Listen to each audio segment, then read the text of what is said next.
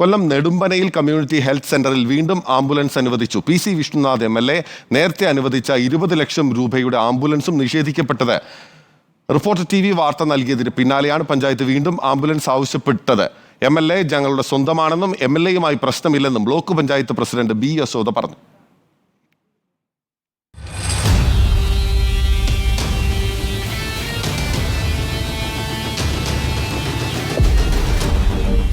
MLA 20 ലക്ഷം രൂപ ആംബുലൻസിനായി കൊടുക്കുന്നു. അതിൻ്റെ തുടർ പരിപാലനം സാങ്കേതികമായിട്ടുള്ള കാര്യങ്ങൾക്ക് വേണ്ടി കത്തയക്കുമ്പോൾ മുഖത്തല ബ്ലോക്ക് പഞ്ചായത്ത് ഈ ആംബുലൻസ് വേണ്ട എന്നുള്ള ഒരു തീരുമാനം.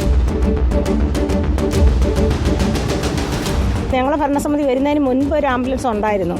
ആ ആംബുലൻസിൻ്റെ ക്ലിയറൻസ് കിട്ടിയതിന് ശേഷം മാത്രമേ പുതിയ MLA അനുവദിക്കുന്ന ആംബുലൻസ് നമുക്ക് എടുക്കാൻ സാധിക്കുള്ളൂ. കൊല്ലം നെടുമ്പനയിൽ കമ്മ്യൂണിറ്റി ഹെൽത്ത് സെന്ററിലേക്ക് MLA വീണ്ടും ആംബുലൻസ് അനുവദിച്ചാൽ സ്വീകരിക്കുമെന്ന് മുഖത്തല ബ്ലോക്ക് പഞ്ചായത്ത്. നേരത്തെ അനുവദിച്ച 20 ലക്ഷം രൂപയുടെ ആംബുലൻസ് നിഷേധിച്ചത് റിപ്പോർട്ടർ TV വാർത്ത നൽകിയതിന് പിന്നാലെയാണ് പഞ്ചായത്തിന് മനംമാറ്റം ഉണ്ടായിരിക്കുന്നത്.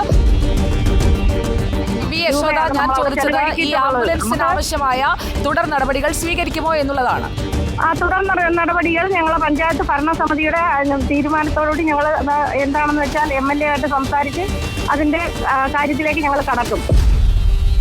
2023 ജനുവരി 12 അനുവദിച്ചതാണ് പ്രാദേശിക വികസന ഫണ്ടിൽ നിന്ന് ഈ ആംബുലൻസിനുള്ള തുക. ശ്രീ PC വിഷ്ണുനാഥ്, ഇത്രയും നാളും ആ തുക ഇതേ ആവശ്യത്തിനായി മാറ്റിവെച്ചിരുന്നതിനാണ് താങ്കളെ അഭിനന്ദിക്കാൻ ഞങ്ങൾ റിപ്പോർട്ടർ വാർത്താ സംഘം ആഗ്രഹിക്കുന്നത്. മാത്രമല്ല, ഈ വാർത്തയിലൂടെ ഈ വിവരം പുറത്തു വന്നപ്പോൾ B. യശോദ എന്ന ബ്ലോക്ക് പഞ്ചായത്ത് പ്രസിഡന്റിന് ഒരു മനംമാറ്റം ഉണ്ടായിട്ടുണ്ട്. ഭരണം അത് രാഷ്ട്രീയ കക്ഷികൾ രണ്ടാണ് എങ്കിലും MLAയുടെ ഫണ്ട് അത് കൃത്യമായി അവിടെയുള്ള ആളുകൾക്ക് ഉപയോഗപ്പെടുന്ന രീതിയിൽ തന്നെയാണ് ചെലവാക്കേണ്ടത്. അതിനുവേണ്ടി അത് കാത്തു നിർത്തിയതിന് താങ്കൾക്ക് അഭിനന്ദനങ്ങൾ ശ്രീ PC വിഷ്ണുനാഥ്.